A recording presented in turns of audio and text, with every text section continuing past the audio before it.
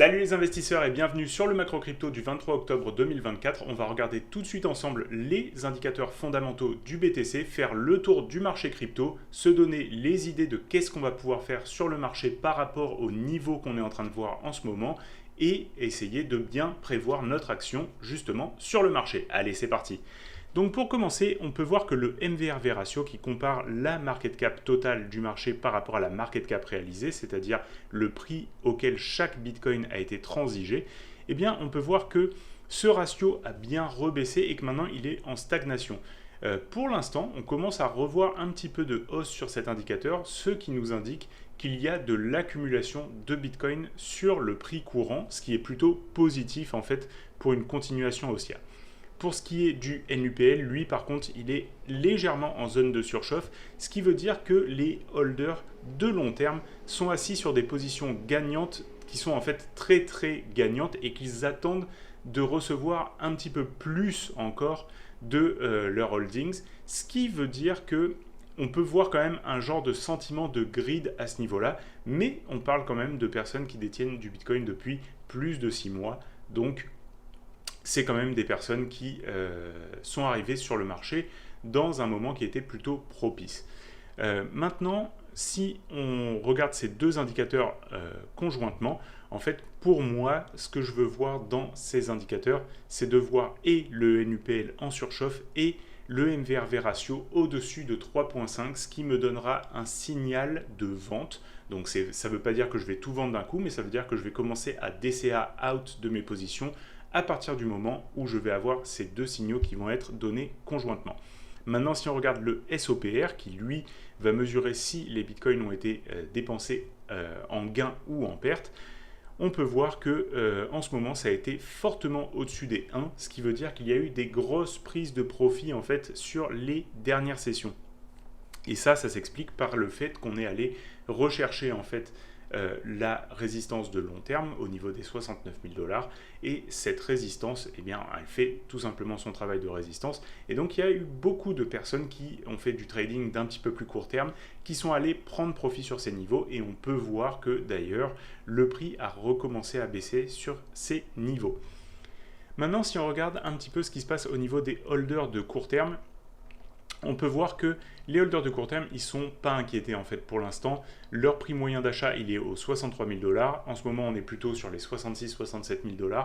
Donc, pour l'instant, même les holders de court terme sont à profit et c'est la condition qu'on veut voir pour une continuation haussière.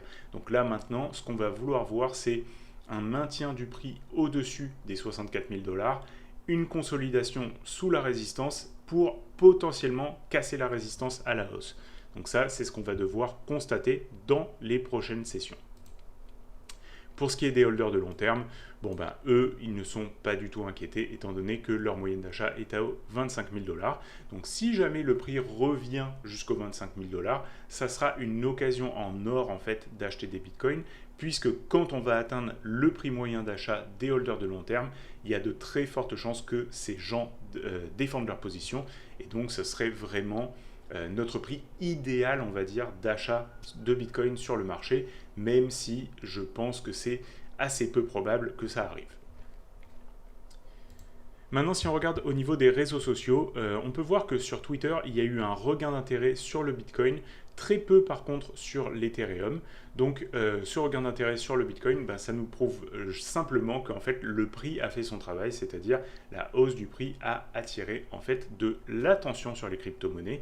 Et pour l'instant, il va falloir faire attention parce que ça nous donne justement un petit signal qu'il y a une forme d'euphorie qui est en train de se créer sur le marché sur ces niveaux. Donc plutôt une euphorie de court terme, comme on a pu le voir de nombreuses fois quand on arrive sur les hauts de range, il y a un petit peu trop d'engouement qui arrive. Donc pour l'instant, le haut de range, c'est un endroit pour vendre potentiellement. Et on doit constater un breakout du range avant de pouvoir se positionner pour une hausse de plus long terme. Maintenant, si on regarde le Fear and Greed, on peut voir justement que le Fear and Greed confirme un petit peu ce qu'on voit sur l'engouement sur les réseaux sociaux, ce qui est un niveau de grid à 71.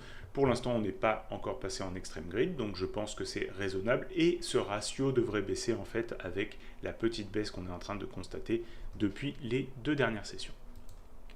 Pour ce qui est des ETF, on peut voir qu'il y a une très forte accumulation en fait sur la dernière semaine sur les ETF Bitcoin, donc ça c'est plutôt bon signe. Si on regarde au niveau des inflow outflow, on peut voir que ça a été des très forts inflows en fait dans la dernière période, et donc ça veut dire qu'on a un soutien des personnes qui investissent sur les ETF, et ça c'est plutôt bon signe. Pour ce qui est des ETF sur l'Ether, ce qu'on peut voir, c'est que la transition que j'avais commencé à dénoter dans les vidéos précédentes est en train de commencer à se confirmer. Donc, même si on n'est pas encore comme sur le Bitcoin avec que des inflows positifs, on peut voir que là, sur les dernières sessions, on a eu du plus 6000, ensuite on a eu du moins 4000, ensuite on a eu du plus 9000, plus 18000, plus 700. Donc, même si là, on a eu une petite sortie de 7000, je pense qu'on commence à voir justement qu'il y a beaucoup d'accumulation qui est en train de se préparer au niveau des ETF Ethereum. Et à mon avis, c'est des personnes qui étaient dans Grayscale auparavant, qui se repositionnent sur des ETF à moindre frais.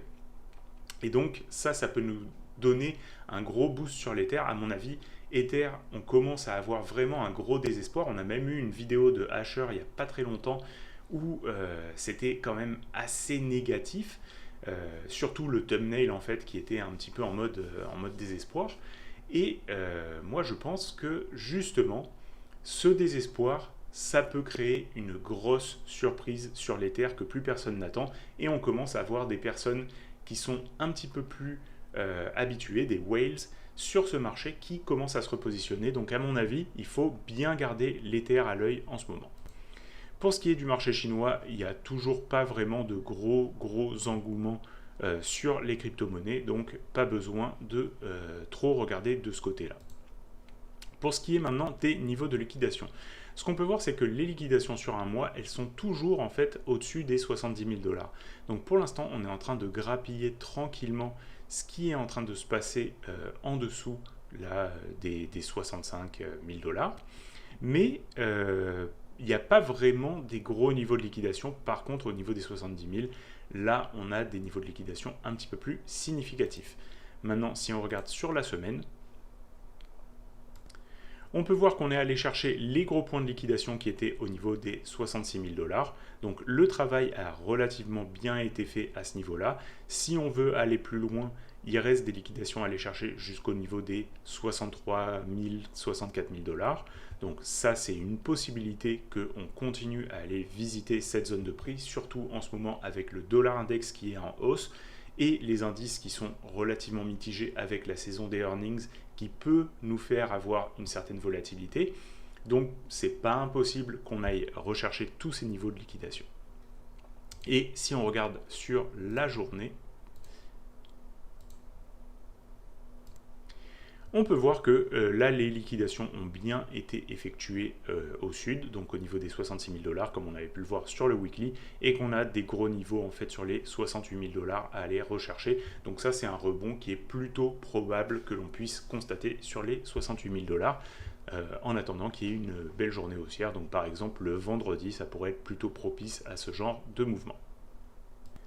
Et maintenant, si on regarde les Google Trends, on peut voir qu'il n'y a pas beaucoup d'engouement toujours sur les cryptos. Et ça, c'est un signe plutôt positif. C'est que pour l'instant, en fait, on est dans notre microcosme entre holders de crypto-monnaies, entre personnes qui sont habituées à ces marchés. Mais on n'attire pas de sang neuf. Donc, il n'y a pas de recherche pour savoir c'est quoi les meilleurs coins pour se positionner ou pour se documenter sur qu'est-ce que c'est le Bitcoin, les cryptos, etc.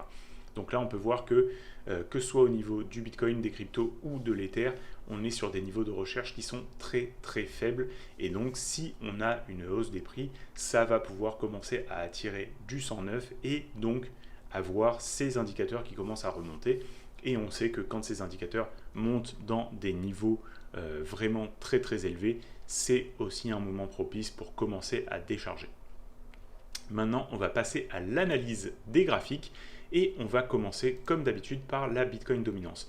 Et ce qu'on peut constater, c'est que la Bitcoin dominance reste en hausse. Donc pour l'instant, Toujours un avantage à détenir du Bitcoin, pas besoin de s'exciter à aller chercher des altcoins. On peut commencer à construire des positions tranquillement sur quelques altcoins intéressants.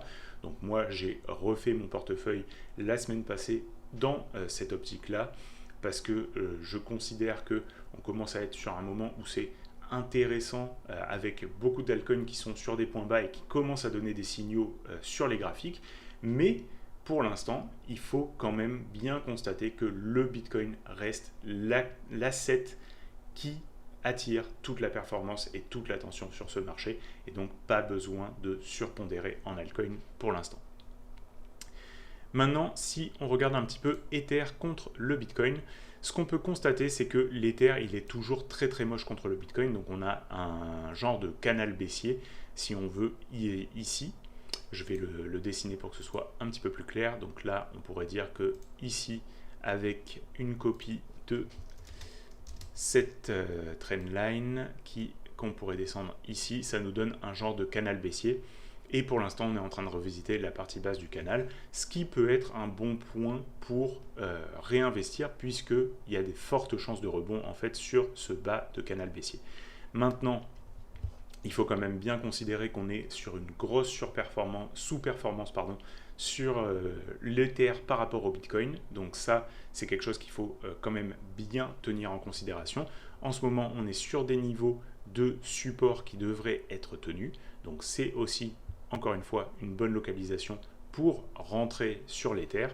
Mais attention, si on voit justement l'Ether continuer à s'enfoncer contre le Bitcoin, ça sera vraiment un signal très très bear sur l'Ether.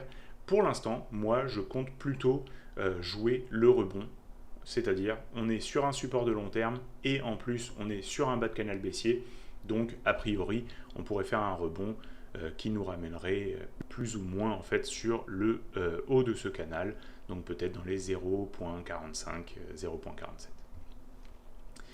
Pour ce qui est de BTC contre l'USD, d'abord si on le regarde en weekly, on peut voir que justement on a eu une très très belle clôture qui s'est affranchie du milieu de range, et maintenant on est en train d'aller revisiter en fait ce milieu de range qui doit maintenant faire support. Donc là ce qu'on veut voir, c'est le BTC maintenir les 65 000 $ pour nous montrer en fait qu'il est en train de créer un higher low et qui va nous permettre un nouveau point bas plus haut que le précédent et qui va nous permettre d'aller consolider sous la résistance. Donc vraiment ce qu'on veut voir ici, c'est une consolidation sous cette résistance pour éventuellement casser à la hausse. Si on ne voit pas de consolidation et qu'on repart en dessous de ce milieu de range, ça sera quand même un signal qui sera beaucoup plus bear, et là on voudra le voir tenir la zone des 60 000 $ pour rester en fait dans ce range et garder des possibilités de continuer à la hausse. Si on regarde maintenant un petit peu en daily ce qui est en train de se passer, et bien tout simplement on a eu ce breakout de la zone de résistance. Donc elle a été testée plusieurs fois, comme on a pu le voir auparavant. Elle a été testée encore la dernière fois le 7 octobre, et ensuite on a dépassé, et maintenant on fait un retest ici.